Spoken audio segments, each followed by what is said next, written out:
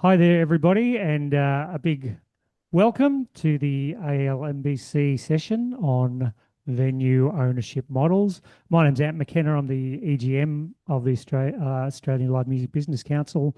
Um, just like to acknowledge the traditional owners of the land that I'm on, the Turrbal and Yuggera people. I've come down from Cubby Cubby country today and grew up on Wurundjeri country in Victoria, and pay my respects to all of those traditional owners and to elders past, present, and emerging. And just want to say thank you for coming in and a big welcome to my boss, the amazing Howard Adams, who's the facilitator of today's session. Go for it, Howard. Thanks very much, Jan. That's the first time in my career that I've been introduced as amazing. Thank you very much, everyone, for joining, and welcome to the QMusic ALMBC panel discussion today, which is going to focus, as you know, on the future of live music venue ownership. So the purpose of today's panel is to try and challenge the way we traditionally think about how grassroots music venues can operate and to explore alternative methods that might eventually become part of the mainstream here in Australia and thereby contribute to more of these venues, more of these vital venues staying alive and contributing to our cultural and economic well-being. I've got a great panel today, and I'd just like to go through and introduce them now, if I may. First of all, Tyla Dombroski, who you will all know, I'm sure, is the director and CEO of the Crowbars in Brisbane and Sydney. Hi, Tyler. Sam Whiting, who is a leading academic research fellow at RMIT University.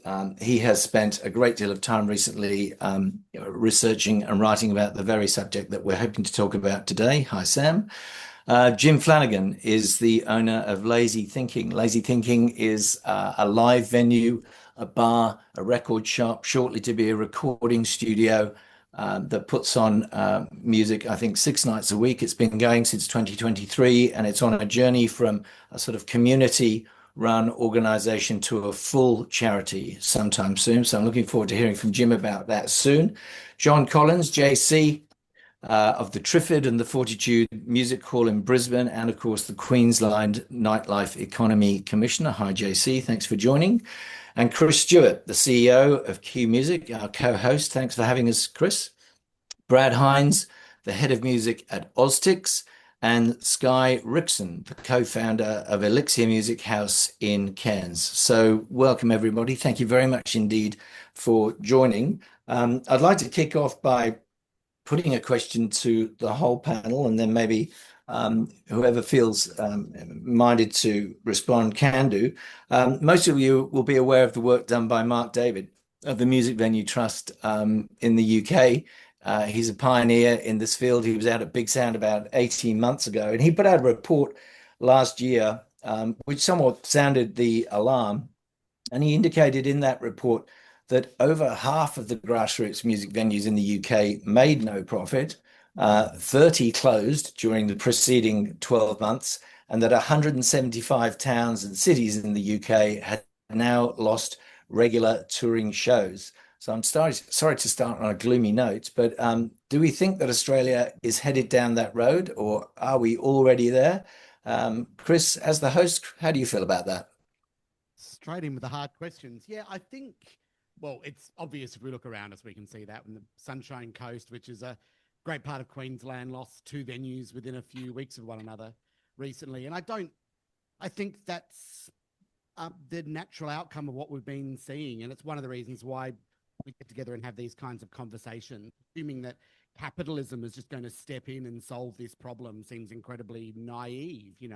I think we need to look at other levers we can pull and other plans we can take to sort of allow small venues, which at their heart are kind of really small micro businesses a lot of the time, to give them every chance they have to succeed, and there's some great value that is lost if they don't. And it's not just the commercial value of what it means, it's that these are integral assets within communities that are part of us having a diverse kind of cultural diet. So it's the kind of thing that I think is deeply felt on a local level when they're lost. Sam, what do you think? Is it the end of the road, or can things be averted?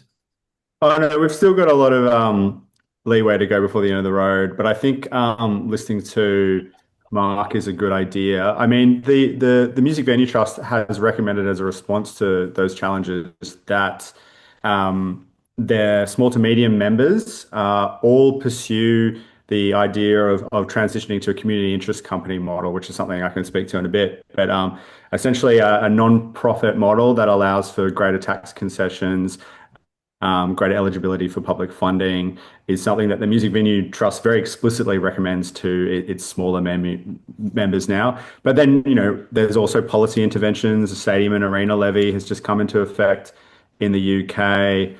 I'm a big fan of taxing streaming platforms as well, which the French have managed to do. So there are lots of things that governments and industry can do to mitigate these problems. Thanks, Sam. And just before I leave you, do you think that the environment, political environment, and in the market in Australia is ready for that sort of change here?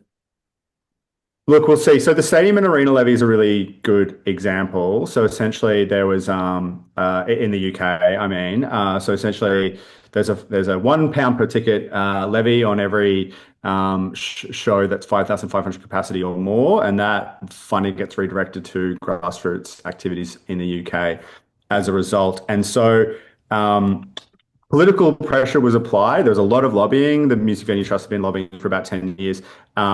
The government threatened, don't do this in 2 years, we will make it a mandatory levy.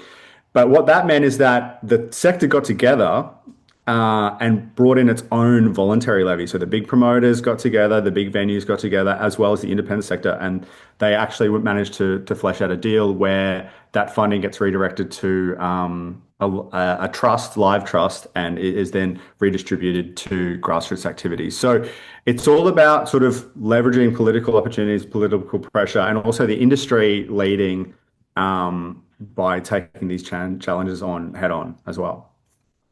Thanks, Sam. One of the things that we were talking about amongst ourselves before we went live was that the traditional model of venue ownership was based on a number of things, including takings over the bar. I'd like to just tackle that question head on if we can, and go to Tyla now. You've been candid about bar sales falling in live music venues, and how the cost of supplying alcohol, including the cost of tax, the alcohol itself, and labor, keeps rising. In your venues, without revealing trade secrets, how much depends upon the bar take, or can you diversify into food and other areas of income? Yeah, I think our Sydney venue is about 85% alcohol sales, and our Brisbane venue is about 98%. Two different types of venues. Sydney is a bit more of a pub with a beer garden and kitchen focus. And we have tried all different models, diversifying with, food, merchandise, and different sort of functions. I don't think that is a replacement to trying to find, better revenue or new revenue streams. Venues are constantly working against external pressures. And I think that the help really needs to come from the top down to support grassroots venues and help us remain sustainable. And by that, Tyla, do you mean an array of changes rather than one silver bullet? Yeah, it's multiple things. We're having the conversation around tax, which is really important. There's existing models for other alcohol industries, like the independent brewers tax relief, where they get up to $450,000 a year. They're making alcohol. Unfortunately, our business models revolve around alcohol sales, but we are cultural institutions. And if we start closing and leaving the market, it's going to be so much harder to replace, especially experienced operators. And I do think state and federal governments have the ability to assist with, recognizing grassroots music venues as cultural institutions, and tax is a big lever that they can pull. And while I've got you, Tyler, just one more question. Obviously, you run a venue in each of Queensland and New South Wales. Do you notice any differences between the treatment that you get from the state governments between those two states? Huge differences. And no offense, Queensland, I'm learning to love you. But yeah, New South Wales is just so much more understanding of the importance of contemporary music and years ahead. Although I think the lockout laws have taught New South Wales quite a lot, and this new approach and new government are really trying to make up for the damage that did. I was just talking to someone this morning about my liquor license fees in Queensland. I have the same hotel license as I do in New South Wales. It costs me $17,000 a year. In Brisbane, in Sydney, it's $7,000 a year, but I also get an 80% reduction on that for being a dedicated live music venue. So I'm paying 8.8% of what I pay in Queensland. Thanks. Sky, if I can bring you in now. I know you're not feeling too well, so thank you very much indeed for joining. You run the Elixir in Cairns.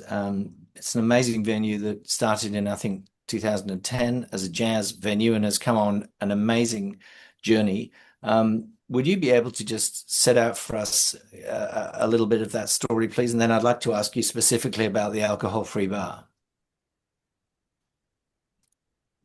Can you hear me, Sky? Okay, maybe we might just move on to Brad. Brad, you're with Oztix. You process ticketing data from thousands of events nationally. I want to ask you this question. Are people actually going out less, or is it just that they're spending less when they get there? I don't think people are necessarily going out any less. Their habits have changed when they do go out. And looking at a lot of the scan data that we see coming back from the venues, customers are turning up later, whereas a few years back they may have come earlier to see the opening acts. Some of them are just coming literally just to see the main act, and then they're leaving straight away. And as a venue, you're kind of relying on that revenue over the bar to feed the till. And when you think about it, we've had the same business plan in place for 50 years since the touring circuit here started, which is the promoter or the act says, hey, we'll take all the ticket money or the most of it, and you guys just sell all the beer. That's a good deal, right? And it was for so many years. And now it's not anymore. And look, I've spoken to some agents and some artist managers about this, and would they be prepared to pay more to hire a venue? Well, obviously the answer is no. Are the customers willing to pay more prices for tickets and alcohol? Probably not, but there's got to be somewhere in the middle where everyone can get together and agree on a new model. Just in terms of people not turning up for the opener and the support act, is that having a detrimental effect on emerging artists as well? You would have to think that it is. Being chosen as a support act for a bigger act is quite a big deal for a lot of these young acts, and that's how they get in front of people. And look, people are voting with their feet. If there's buzz about artists, they'll probably go in early, and some of the venue owners on this call would agree that sometimes the opening act or the support, people would leave after their set and not even stick around for the headliner, depending on who it is. So it can happen, but just not seeing as many people turn up to experience the whole show, the whole night. It's a very instant world. We can log on and see a movie whenever we want. We can dial anything up on the internet, and people just want to turn up to the venue and walk straight in and see their band and potentially leave straight away. It's a very interesting point you make. I went to the Laneway Festival this year, and Laneway seems to have made its business in recent years by booking one big popular act which drives ticket sales. But the problem was in Centennial Park, until Chapel Roan came on, I'd say there were about 15,000 people there. As soon as Chapel Roan was about to come on, suddenly the whole place was jammed. You couldn't buy a drink, but it made me think that all those vendors that had paid to be there all day were really only experiencing the whole benefit of the 40,000 ticket sales in about the last 2 hours of the night. And I guess that's a reflection Yes, of but they all looked fabulous because they all wore amazing costumes at Laneway, all those audience members. And look, it was the same here on the Gold Coast. There was a lot of young folk just sitting down on the grass for nearly most of the day until those last couple of major acts where they got up and got excited. And yeah, that's a tricky one. At least they came out early, I guess.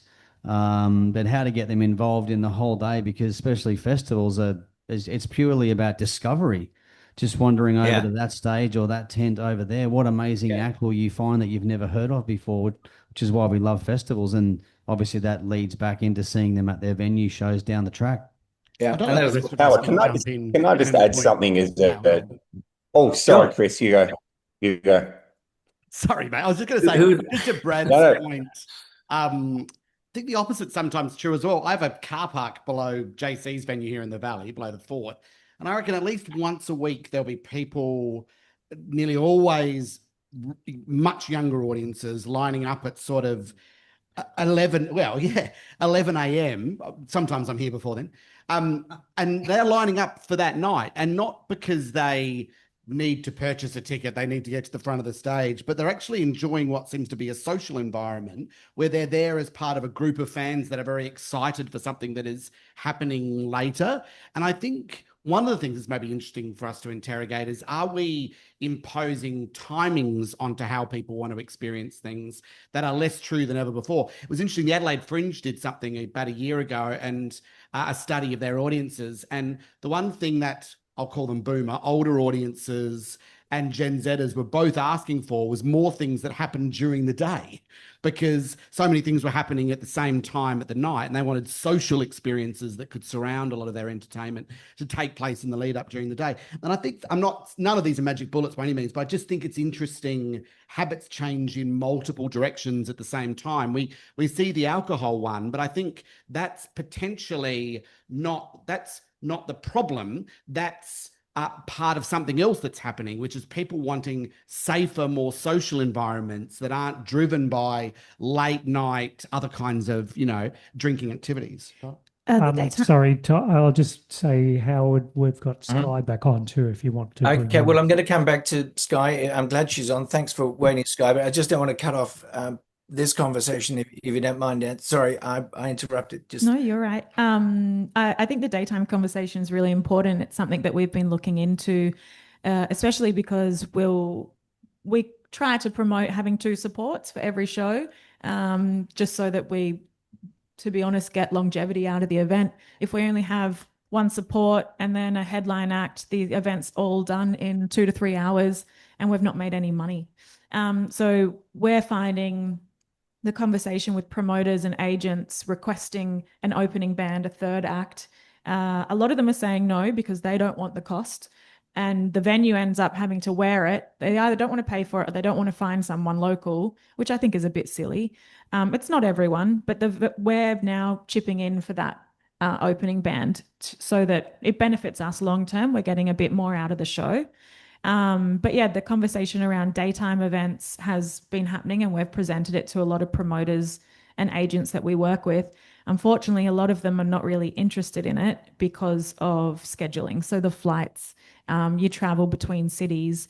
I think we can take a loss and reduce our venue hire to make it more enticing. But again, that's the venue taking a cut to try and encourage people to come in and start a different model. Some people might be interested in it, and there's the conversation around all ages or underage matinee show and the 18 plus. But I think COVID kind of wore people out from having to do 2 shows in one day, and they're not really interested in it anymore. Can I just add to that? I think we're getting a lot of pushback on the venues like the Trivia, where it used to be 11 o'clock start time. Now it's 9:30. So your night's getting shorter because the artists are pushing back, promoters pushing back, and you're sort of not in a position to argue anymore. But it used to be 11 o'clock on, 2 supports, used to be wrapped up after midnight. Now you're done by 10:30, 11 on a Friday night. So the whole thing's changed. Since COVID really broke the old model, right? So Yeah, I agree with you. We're looking into all ages, and it's tough when the model's based around drinking, and you can't charge $10 a head to the promoter to come in as an under 18 patron. So, Howard, I'd also just add to that and to what Tyla and what Brad said at the start of this conversation. I do think something has fundamentally changed in that model that Brad went over that was first introduced 70 years ago, right? That the venue gets by and selling drinks and beer, and the majority of the ticket costs go to the artist. So as a venue, Lazy Thinking does a lot of shows with very young artists. Every week we have artists coming in that are very late teens, early 20s, playing some of their first ever shows. That demographic in particular, and I can only talk from our personal experience at our venue, but they drink and their purchasing power is just very different to my generation at that age group. And I was literally looking at the figures with my venue manager yesterday morning. We had 2 shows in the last 2 days. We had a huge sold out charity show on Sunday. Soft drink sales outdid alcohol sales 3-1 on that event. We had a sold out young adult show last night, 3 bands, all in their kind of very late teens, early 20s. And we looked at the figures of the ticket sales and the alcohol sales, and we worked out about 2/3 of that audience didn't buy anything to drink at all. So something has definitely changed, I think, there are all sorts of different social factors for why, but I think, I know that people have different views on the whole extent to which alcohol sales have receded. But certainly as a venue that programs a lot of young bands, we're absolutely seeing something very fundamental that has shifted there, even since we first started doing shows 2 or 3 years ago. And I know we'll probably come back and interrogate what you're doing a bit more, Jim, but I think it's a really interesting model that's going to expand exponentially, because in some ways, the grassroots music venue business was probably always kind of not for profit. The alcohol sales was maybe for profit. The music side of it was probably always dabbling with, is this really for profit or not? What the reduction of alcohol sales has done is it's exposed that side of it. But that's a good thing, because we keep talking about not-for-profit like we define ourselves by what we're not, instead of saying we're for purpose. Every small venue owner in Australia is for purpose. They are for music. That is why they exist. We should stop talking about what we're not and talk about what we are. And the good thing about that is we've always been here for purpose, and we will always remain for that, and we'll always be able to galvanize an audience that agrees with us. Sorry. And just to be clear, Kris, and I don't want to kind of dovetail the conversation into the charity not-for-profit conversation necessarily now, but that's exactly right. And because we are for purpose and we are organizations, regardless of whether we're a limited company or a not-for-profit or a full-blown charity, we unambiguously exist to put on music the same way as a theatre company or an opera company or a ballet company exists to produce art. And that is the definition, according to the ACNC, by which they effectively can be approved and operate as a not-for-profit or a charity. We are engaged in the process of putting on a creative pursuit. In our instance, it is music. And that is why will certainly talk to anyone until they're blue in the face around why I think the independent music sector needs more of a mixed model and a significantly larger not-for-profit charity sector, which, as I know Sam can talk through in gory detail, is far more common in Europe than it is here, where a much more significant proportion of the industry are tapping into the different revenue opportunities that are afforded venues that are not-for-profit or charity. Tyla, can I just try and wrap up the alcohol section now? But I just wanted to ask you something. I was at the Crowbar a couple of weeks ago. A client of mine was playing. He's a country artist. It was a country night. And because of the style of music was on and the audience that it was attracting, I noticed that plenty of people were drinking and stayed afterwards and drank at the bar. Do you ever think about how the bar will go when you choose an act, or is that never a consideration? Yes, it's a consideration. I think every genre can have a totally different audience base and age demographic. What their living ability is and how much they're able to put aside each week for entertainment and drinking, especially. It's never I don't think it's something that would stop us from booking an artist at all. It is a consideration. You might just move someone in a different day in the week. Obviously, our Fridays and Saturdays are going to be your bigger nights for trade. But yeah, we look at a week as a splay of genres, or we like to present something a bit different to different audiences through the week. But there are different genres who don't drink as much as others. JC, do you ever think about that at your venues? Yeah, all the time. It's how we budget. I mean, it's everything. We talk about spend per heads. That's what we live by. We know roughly how many people are coming, and we have a gauge on how many people are going to, what sort of spend per head. That allows us to say, okay, we don't need 40 bar staff if we're going to have a $5 spend per head, because they're going to stand there and do nothing. So you really have to historically look at the band and look at the data of those acts. Like for a country artist particularly, we do really well. We know they spend. They like drinking. That's their night out. So we make sure that we're catering for that market. Yeah, definitely for the other, sort of TikTok or we budget and plan using the same model. Sorry, John, I'm interrupting you. Apologies. And we can have sold out shows on 2 consecutive nights, and depending on who's playing and the age group, the takings can be literally up to 4 times, dependent on the demographic and the type of artist that's playing. I'd just like to add, I think it's gotten harder to judge sometimes, though. There's a few more spanners that get thrown in, and it can, just be really shocking. Something that you think you are going to get a really decent night out of, and you have staffed for and rostered for and ordered stock for, can be quite disappointing in the per head spend. And that's something that's outside of our control to manage. It's, it's an economic thing. It's Australia wide, it's politics. It's not how we're operating our venues and our experience. It's bigger than that. No, I mean, very soon this is going to be about what's going on in the Middle East. I mean, that's a wonderful example of a black swan that no one really could help here. Great. Well, thank you very much for that. I'd just like to move on now to the idea of contemporary music and where it sits in society's eyes and government's eyes as a sort of cultural art form. The Opera Australia last year received $25 million in federal and state government grants.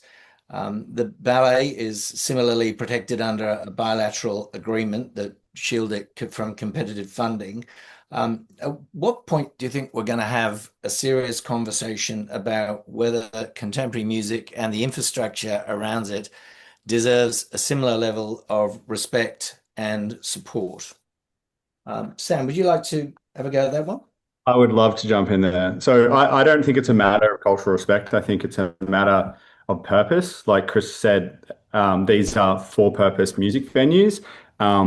And small venues may be cultural institutions. Certainly, I agree that they are, but they're not necessarily incorporated as such. Most of the time, they're incorporated and registered as small businesses. So on paper, they are profit-seeking institutions, unlike Opera Australia or ballet companies or a whole variety of fine arts institution or charitable arts institutions. So I don't think you can blame the government or even the public for treating a horse like a horse, even when it acts like a cow. Like we do need to think about how we can structure our venues in a way that reflects the incredible cultural work that they do, which is why I'm encouraging venues to move more and more to not-for-profit structure, so that it does align more with kind of legal definitions of cultural value and historical definitions of cultural institutions. So there's a lot to unpack there, and obviously I'm not saying it's easy, and I'm not saying that there's a one-size-fits-all model. I agree with everything Jim said in terms of we need a mixed market, but it is interesting when you think about we do look to government more and more to hand out money, but it's handing out money to businesses that are essentially meant to be profit seeking. So it's a matter of kind of flipping that alignment on its head, I think. I knew I'd been doing something wrong in riding cows all these years, but I think it's part of the challenge is actually not government, who are very willing and interested quite often to support the small businesses that they see in the music industry that combine to be a very large sector. From a government perspective, frankly, I think there's a big part of government that would much rather fund us, because at least they may actually want to come to see what we do as compared to the vast majority of the things they do fund.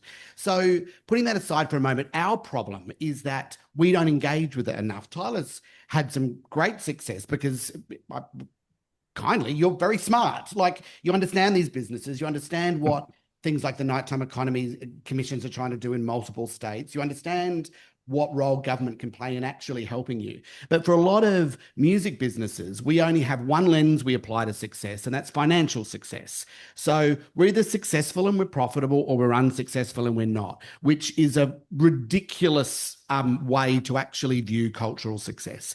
There are an extraordinary number of fantastic artists making amazing music that absolutely should be supported in doing that, and venues doing the same things within their communities. But if the only way we're going to define success is through financial success, exactly like Sam said, these for-profit businesses will view themselves as unsuccessful instead of viewing themselves as one of the most significant things that exist within their community. Jesse, you're the Nightlife Commissioner for Queensland. How would you react to that? Is it all about the economy, or is part of your approach more to do with building community and generally footfall around regions, for example, or town centres? How do you approach that? Yeah, I think first thing, just going back to, I agree with Kris. I think the government are engaged, or they're becoming more engaged, particularly of late. I think we've got to change the narrative around what music venues are. I think there's a big connection. Some government agencies see a live music venue like a nightclub, and we all know in this call they are very different. A venue is a cultural institution, not a nightclub. So I think it's really important that the governments are seeing the importance of live music across keeping young talent into the cities and in their regions, because if you haven't got good things to do, whether it be food or go and see a gig or engage with young people, you're going to lose people. So I think I've noticed as a Queensland hat on, that's really important across the state, that we retain young people, and that's how you do it. I think there's a lot of work to be done in this space. However, I think, I'm sick of music venues being seen as a nuisance. That's historically what happened in the 70s and 80s, particularly in Queensland, where they all shut down. And I think we just really need to work on selling our story. I think that's what arts community does very well. They get together, they rally together like we are today. They've been in this for years. It's the first time we've got all these agencies together that I know of. I think it's something we really need to do more of, so we can come. I think governments also get confused who to listen to. There's a lot of bodies pulling different things. I think we need to be a bit more cohesive and say, this is a message coming from this industry. This is what we're after. This is what we need. Can I just back that up? What I saw when I was in Germany and the UK was a very coherent advocacy strategy from the sector at large, in a way that I've only really seen in the Australian sector post-COVID. And as JC mentioned, it can be a little ad hoc and fragmented, but certainly the Germans and the Brits, like, they get everyone together and they figure out, what do we want, what's going to address this problem, and then they come to the table. I'd also just want to add, I don't think the politics of envy around opera and ballet get this and we don't get that. I think that's a bit of a race to the bottom. I think we should be framing the value of arts and culture broadly, and demonstrating how contemporary music adds to that piece of the pie. I agree, Sam. Sorry, you go. Sorry, you go. I was going to say, sorry. What John was saying before about developing interesting cultural things for people to do and people to visit and reasons to stay. And there must be a tourism piece in that as well, right, John? I mean, you're having the Olympics in Brisbane. You're going to have thousands of visitors. You want them to go and see the rest of Queensland. Is that part of your consideration as well? Absolutely. I mean, my role came about with the Brisbane 32 games. So it is about really doing similar to what Michael Rodriguez has done in New South Wales and John Graham, unlocking the nighttime potential across the state. So we're just starting our journey. I can put that, we're 1.5 years in. I think they're in their 6th year. So, but it's definitely a focus for us. And, I hope in a year's time, Tyla feels a lot better about her things going on at the Crowbar in Queensland. That'd be my dream. Sorry, Wasn't Jim. meant to throw any shade. I'm sorry. That's all good. I love it. Jim, can I go back to you? I didn't mean to cut you off. Sorry, yeah, just quickly, I violently agree with what Sam was saying in steering away from criticizing either government or other arts industries. And power to them. If opera and theatre and Australia have over decades and decades developed a not-for-profit and charity infrastructure within their industries that allows them to very compellingly lobby convincingly government and attain certain cultural protections and put extraordinarily efficient fundraising mechanisms in place, we needed the same thing. And that was one of the main drivers for why we moved to the art and are still indeed moving to a full charity structure through the not-for-profit. We saw the activity that we do as culturally identical, and we need to develop that infrastructure myself. I think I'm always hesitant to criticize any government funding. Government funding is such a privilege that is afforded only very, very small parts of the world.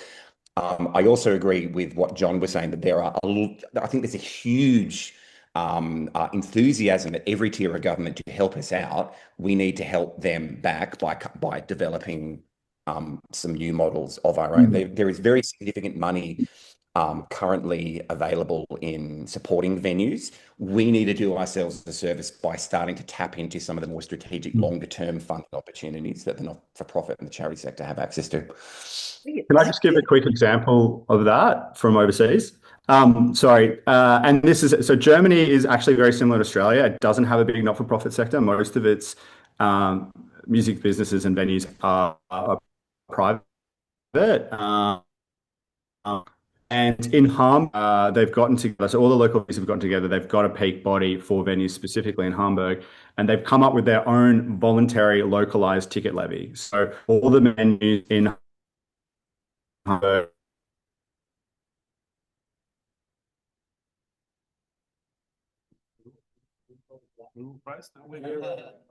company they reduce transaction fee is pooled, and there's a bit of top-up funding from the city of Hamburg, the local government, and then it's redistributed where there's need. So that's an industry-led ticket levy with a little bit of facilitation and top-up funding from local government, but I think that's a really key example. Thanks. Brad, how would you feel about that if Oztix had a monopoly? Would you jump into the levy? The levy is so easy to get done. It's the most easiest thing in the world, and I don't know why we aren't already doing it. To add $1 or $2 onto a ticket or on top of the booking fee, and the accounting behind it is so simple. It just has to be, I guess, the promoter who's putting the show on actually has to agree to it. The fact that Mark David in the UK has been fighting the fight for years and he hasn't had the big guys come to the table voluntary is crazy. I mean, you think about it, even just since November last year when Metallica and Lady Gaga, we just had Ed Sheeran, there's been millions of tickets sold in stadiums, many, many millions just in the last 3 or 4 months. Look at all the revenue that could generate. It's not hard. Josie and I were just discussing this yesterday, funnily enough. We were talking about two things. One is, and correct me if these numbers are slightly wrong, Tyler, but from my memory, 20 years ago, you would have gone to the zoo, as it was back then, or a venue, and it's maybe $20 to see a show there. And if you go to Suncorp Stadium, it's $45. Now, if you go to Crowbar, it's probably $30 to see a show. And Ed Sheeran started at $145 and averaged closer to $200. Ed Sheeran sold somewhere, great concert, minimum 120,000 people attended that just in Queensland, which means a minimum of $20 million earned from it. And of that, maybe $12 million just immediately left our country to the Canary Islands or wherever Ed Sheeran Limited is domiciled to avoid tax. Back to Ipswich. Yeah. So that to me feels like a problem. There's a few things that have worked there that says the market is not necessarily working towards a solution. All of the money is going to the top of the pyramid. And I think if your pyramid is top heavy, it doesn't work. So I agree with Brad. I don't know if we've necessarily found which lever to pull to bring something like this in, but I believe it's racing at us at a rate of knots. The inevitability of trying to find, whether it's like what Sam has said, city to state-based levers, or whether it's like what Mark has done, which is much more of a national approach across the UK. I think we need one that works for us, but we need to find that soon. I'll just jump in off the back of that, Howard, too. We had one of our Brisbane venues in here years ago who set up a $1 per ticket to go to support act, and we built that in the ticketing for them, and it was just so easy. And when a promoter would say, "Oh, hey, why is your booking fee $1 or so more than it was last time we came through?" When they explained why, they were like, "Oh, that's totally fine, no problem, we understand." It's not a big deal. It's so simple. When Ed Sheeran is $150, what's an extra dollar? Like what's an extra $2? It's absolutely nothing. That's the argument. Tyler, could I just stop you there for a second, please? I just want to try and bring Sky in, whose audio wasn't working earlier on. One of the reasons why I think some of the stuff that goes on overseas doesn't immediately transfer to Australia is because we are basically a continent country. It is enormous. It is a very different geographical and population setup. And that's why I think some of these alternative approaches are really critical for us to keep things going outside the main metropolitan centres. Sky, you, as I mentioned earlier, run the Elixir bar in Cairns. Can you just tell us a little bit about your journey from 2010 to where we are today, and why in Cairns that has been something that's been so important? Hey guys, can you hear me now? Have you got me? Perfect. Yes, thanks. Excellent. So firstly, Howard, though, Elixir Music House, and purely because, don't get me in trouble with Olga, we are not allowed to be called a bar because we are ultimately a restaurant license, which is why we actually went to the BYO structure and surrendered our license there for a little while back in 2022 as well.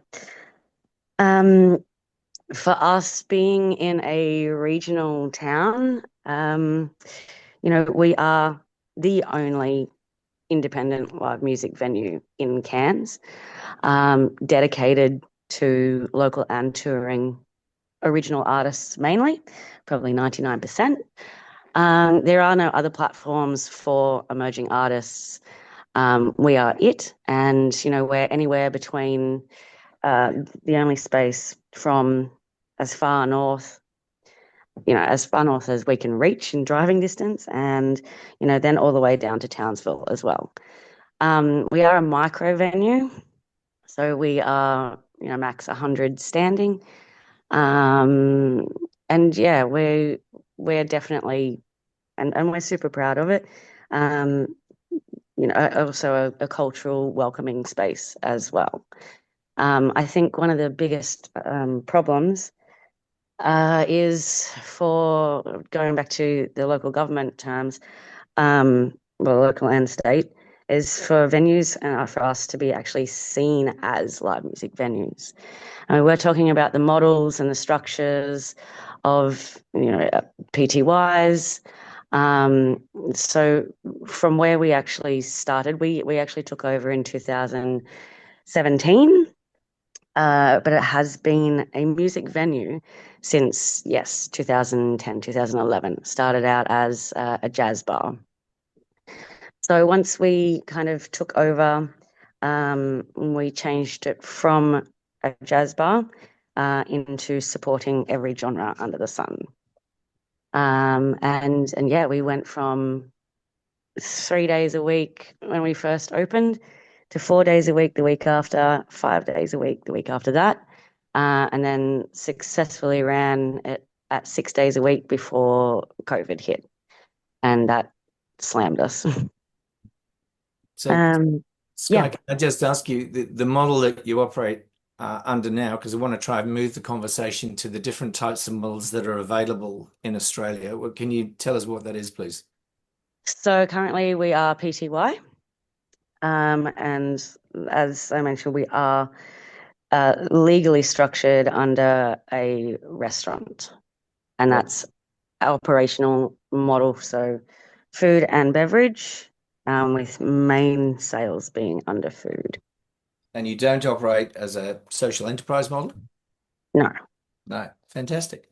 Can I just, whilst we're on this subject of the various types of models that are available, just bring Jim back in, because the organization that Jim stewards is something that is really quite unique in the Sydney market and has moved from being something akin to a social enterprise to now applying for full charitable status, all in the space of about, what, 3 years, something like that, Jim? Yep. Jim, do you want to just tell us a little bit about your setup and what your view is about the various models that are available and the pros and cons? Yeah, well, I mean, everyone is different, and this is just certainly our experience. But we, I guess, had a moment of clarity. We had a similar, very similar, I think, evolution, Sky, to what you talked about. We evolved from a very small record label. We were a bar and a record store initially. We'd always intended to do shows, but didn't quite have the licensing police lined up in time. So for 3 months, we were just a bar record store. We started doing shows one day a week. Within a month, it was 2. Within 3 months, it was 3. Within 9 months, it was 7. And we still do shows every night of the week, and we're open usually 7 nights a week. We, I guess, had a moment of clarity where, and I guess this is good framing for our entire conversation. The figures just didn't work for us as a business. We'd be defined as a micro venue as well. We are maximum 90 people standing up. We're very small. And the figures just didn't work in terms of rent, insurance, staffing costs. It didn't matter what we charged between ticket sales and alcohol sales. Even when we were doing multiple full sold out shows a week, the figures just didn't work. So very quickly, we had a lot of support from the music and the non-music community. And very quickly, we were starting to tap into some kind of philanthropic support and funding, augmented by government funding as well. And just to be clear, lazy thinking only survives through a combination of all of those income sources. We cannot survive purely through our takings, and we've only been able to survive and broaden out our programming through a combination of our own takings, philanthropic donations, and government funding. So we had a moment of clarity, and I had a moment of clarity pretty early on, where we basically realized, and that was confirmed very quickly when we had conversations with the ACNC, the Australian body that regulates and approves charities, that what we're doing, and this is what we were talking about earlier, there is no difference to what we do and what Opera Australia does or what Belvoir Theatre Company does. And that's not to criticize those organizations. And people may say, oh, what about popular music? That's not an art form. Have you ever seen Tosca? I mean, that's a popular opera. It's exactly the same as seeing an Ed Sheeran concert, just with sillier hatwear, basically. So I think unambiguously what music venues do can always be defined as a charity. And that's what we have, as a consequence, gone to move to as quickly as we possibly can. And that's still taken a long time. So we are close, hopefully, now to full charity status.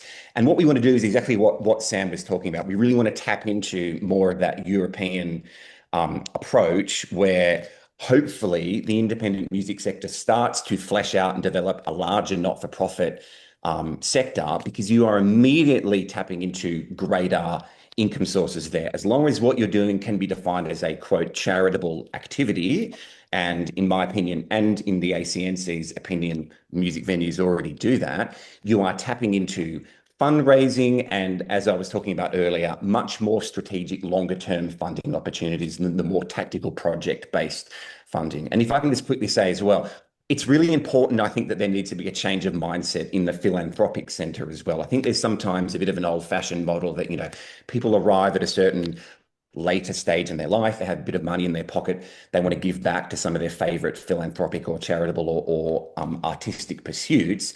And guess what? There are a lot of people now who are in that position who didn't grow up listening to Vivaldi and Puccini, and they're great composers. I'm not criticizing them. They grew up listening to Public Enemy and the Saints, and they're very keen to contribute to and support some of the cultural pursuits that they're most passionate about. So That's certainly, I guess, hopefully part of the movement that we want to be a part of, and that's why we've moved to a not-for-profit and a charity model. And I do see, I know Tim Shield has talked a lot about this. There does seem to be a bit of a transition and a move, and there are a lot of new organisations popping up all over the country. Everything from Music in Exile to SydneyMusic.net to Tim's Green Music Initiative, new hybrid models that are doing different things, combinations of venues, labels, other things as well, that are quickly trying to, I think, develop a new infrastructure in a larger not-for-profit sector in the independent music industry. That was very long, sorry. No, that's fine. Just two other questions. Do you think there is a change in mindset in Australia? Because there was a bit of a cringe about charities. I mean, Mark David mentioned this in some of his writings, that it doesn't seem quite as cool, or it's all a little bit embarrassing, or it's like, the salvos coming into the pub on a Friday night and asking you for a $2 coin. Do you think our mindset as a cultural sector is changing on that? And secondly, have you had much experience with the Australian Cultural Fund? Yes. So my first yes and yes. So my initial answer to your question is yes, absolutely. I do think we need to overcome that. I think that's happening naturally and organically just through some of the new organisations that are popping up, and people are getting more comfortable with the optics of really interesting, exciting new organisations that are a not-for-profit or a charity. And Tim Shield, again, has talked about that a lot, and he was on the radio talking about that a few weeks ago. I think we are. So I think as a consequence of the emergence of these new types of organisations, that's changing. And I think the Australian Cultural Fund is an extraordinarily useful and powerful tool that the industry often doesn't know about. And I've had a number of conversations with label and venue owners about that. The Australian Cultural Fund is a genius organisation that effectively allows organisations, well before they're a not-for-profit or a charity organisation, has gone through that quite rigorous approval process to effectively fundraise and to offer that all-important tax-deductible donation status when they're fundraising. You can set one up in a day. They're very quick. And they are basically a bridging mechanism by which organisations can start to fundraise and to offer that full tax deductible status, which is hugely important when you are trying to put meaningful fundraising campaigns together. People want to make sure that their donation will need to make sure that those donations are tax deductible, and often won't make a significant donation until they are. Yeah. Sorry, can I just pipe in on ACF? Sorry, you go. If I can just pipe in on the ACF. So we did recently create a non-profit under a company limited by guarantee. So we don't have to have, 7-member board. We're three directors and a couple of members as well. But with the ACF, we started raising funds to purchase our building that we're in. It's prime real estate. It's fabulous, a little bit old and rustic, but we love it. And like I said, we're in a brilliant location. With the ACF, it was really, really, really important for us. The fact that, yes, they are, recognised, fully legitimate and well-known. But what was very important as well was the fact that they give the money back, the donations back to the organisation as a grant, which also then has to go through a really stringent acquittal as they do. So it's not just one thing that you're raising money and, they're going for essentially auspicing an organisation that's quite not up to charity status as yet, but the fact that they have to give it back through as a grant, and to know that the organisation has to go through that acquittal so that the money definitely goes towards the budget that's been allocated as well. That was really important for us too. Thanks, Sky. John, can I just bring you in, please? You're arguably at the other end of the scale. The Fortitude Music Hall is owned obviously by Live Nation. Live Nation has its detractors. How would you argue that internationally owned venues contribute to the grassroots music scene? Yeah, I think it's important to recognise what companies like Live Nation do as far as the ecosystem. They bring talent here. They bring experience as well, but also like they build sites. You know, they've got Triffid and Fortitude were both greenfield sites, so they're adding to the ecosystem, which is really important. Also, they employ Australian people. A lot of the times they're also in partnership with Australian citizens. It's not always 100% owned by Live Nation. So to me, anything that makes the ecosystem larger and more sustainable is a good thing, you know. I just think it's really, you know, we'd miss them if we didn't have them. You know, you'd be going, where's our investment? You know, you've got to have investment. There's someone's prepared to come to your country and do it. The other side of that coin is, John, if somewhere nearby to your venue, a state-funded or backed venue opened that didn't have to deal with the ups and downs of the market because it was essentially supported by the state and the community and other grants and whatnot, would you be willing to compete? Would you see it? How would you feel about it? We already have those venues in Queensland, like the Powerhouse and QPAC. We already have state-owned venues. So I think that's the strength of it. You have to have both. You know, I think if you just had state venues, you'd probably be it'd be like the ABC. I think you said it earlier, Howard. You know, I think we need to have a competitive market. Did we just go back to the ticket levy just for a minute before we close? The levy in the UK, as I understand it, is still voluntary. There's no sort of written agreement. What does anyone on the panel want to have a go at this? What are the real prospects for a levy, a meaningful levy being introduced by the federal government or by the industry? Do we still have high hopes for that? I can walk you through the structure of the UK levy and see how. So basically, there was a threat from the British government, essentially an ultimatum issued that they thought a big ticket levy was a great idea and that they would legislate one, but they would prefer that the industry got together and come up with a voluntary levy. There was a pre-existing organisation called Live, which represents the whole live music sector across the UK. You know, it's got lots of different member organisations, Music Venue Trust representing small to medium venues, the big promoters, everything like that. It was decided that the Music Venue Trust, even though it's a registered charity and is set up to receive funding, was not appropriately set up. So they set up a Live Trust. So Live Trust essentially is a foundation that has representatives from all different parts of the sector that collects a voluntary levy that the sector has agreed on without legislation to collect and pool and redistribute to the grassroots sector. So government did not need to intervene. They issued an ultimatum.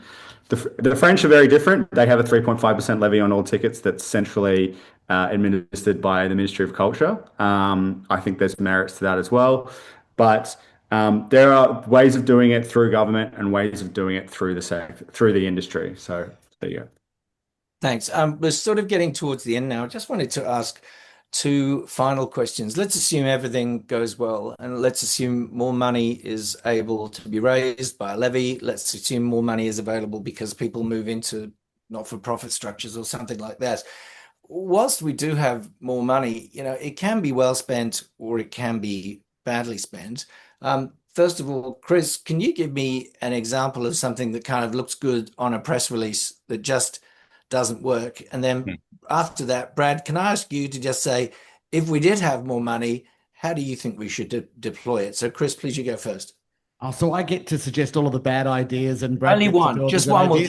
That's the secret of my career so far, Howard. So you know, I got the George Costanza way of doing this. Look, I think there's not necessarily bad and good, but there's probably easier and more difficult. And I think one of the things that we probably want to look at is harking back to a point you said before. I think the hardest stuff for us to implement is things that everyone is going to do nationally in exactly the same way, because we are not a one-size-fits-all country. The federated nation that we have means we can barely agree with each other within our own cities and states, yet alone within our nation. So I think quite often bad solutions are those where we think what Sky needs is exactly the same as what JC needs. So one of the things that I think we do need to interrogate is how we can be responsive to what are the particular needs that a lot of venues are facing. And there are patterns that emerge constantly, that challenges that I'm sure Tyler's sick of talking about and JC is sick of talking about, challenges that people have seen. And so I think us looking those in the eye and being very realistic about them, but also recognizing that the solutions that we may look to do in Queensland is potentially different than what they'd look to do in Victoria or WA. Thanks very much, Kris. Answered like a true politician. Now, Brad, you've had a few I minutes. managed to say absolutely nothing, which was entirely my intention. You've had a few minutes to think about this, Brad. You're going to knock it out the park. How do you think it should be spent? If it could be deployed well, what would be the best thing in your view for it to be spent on or towards? What area? Look, I think getting back to the whole purpose of this call about ownership models and the grassroots music venues, maybe programming. I mean, it's about getting people off the couch. Venues were a place not too long ago where you went to meet people and connect with people in a different way. And obviously you can sit on the couch and connect with people on your phone. You can watch the box. What we're seeing is those venues who have variety in their programming, whether it be drag queen bingo, comedy, trivia nights. I mean, the days of just relying on live music to keep your doors open, that is well and truly done. And if you're lucky enough to have that, that's amazing. But I guess you've got to play to what the audience wants and just have variety in what you're presenting. There's no reason why people should be paying rent on a great space for 7 days a week and really only making money out of it for 2. So it's just about finding new and interesting ways to get people in. I mean, Tyla and her team at the Crowbar have always been about food. Not a huge part of her revenue, as we heard earlier, but it's just another reason for people to come into the venue rather than just looking at something on the stage. I popped into a venue here in Brisbane last week on a whim, just to check it out. I went to see a band unexpectedly, and upstairs they had a little trivia night for 100 people who had no idea there was another 100 people downstairs watching this little acoustic duo. And that was a Wednesday or a Thursday night, and I'm sure that venue did very, very well for what the space was. So I just think more variety in programming and getting back to that whole idea of the place where the community comes to connect. And I think if you're talking, Howard, about people have suggested some good ideas that money can go to. Brad's point about infrastructure investments that allow venues to pivot into being more viable other days of the week. Tyla talked about the fact that they're currently stepping in and underwriting a lot of support payments to make sure there's more local supports on the bill. They're just 2 ideas that have come up, but I think there's multiple that we could be looking at the moment. And it was interesting. I had a coffee yesterday with a friend of mine who does the Gold Coast Marathon, and he was talking about, and because like every boring human, insurance came up. I don't know how we avoid these conversations, but he sort of spoke about what they did is it's $1.50 per person as part of your registration to be involved in the running the marathon, covers all of the insurance coverage of that person. And it starts to become an interesting thing for us to look at, that so much of the burden falls back on the venue. That are there ways in which we can assist audience members, bands, collectively, if we can start pulling them in together, there could be a bit more of a way for people to support their involvement and actually take that ridiculous burden away from venues. And there's probably multiple ways we could look at some of these things differently. Just Thanks, quickly, Kris. because I know we're at time, but I think it's, for me personally, or for us at Crowbar, it's a bit of the punk rock guilt and ethos that you feel you can't always ask the customer to help. And I think that's something important to consider with the levy conversation, is how we make that contribution equal across industry and the consumer, because at the end of the day, the consumers are the ones who are struggling to keep buying drinks and food and whatever it is in our venues. Thanks, Tyler. We're going to wrap up there. We probably could have gone on for another hour. Thank you to all my panel members, Sam, Jim, Tyler, John, Kris. Thank you for hosting. Aunt McKenna, thank you for setting this up. Sky and Brad, I hope to see you all soon. Thanks very much indeed. Good afternoon. Thanks, Howard. Thanks, guys. Thanks, Thanks, guys. Howard. Howard, and just to finish up, Cheers, the Howard. ALMBC will be in Darwin on the 15th of April, and then in New South Wales talking about entertainment precincts in May. Thanks again, Howard, and thanks to all the speakers, and thank you for coming along. Thanks, guys. See you. Thanks, Thank everyone. you. Cheers. Bye. Ciao.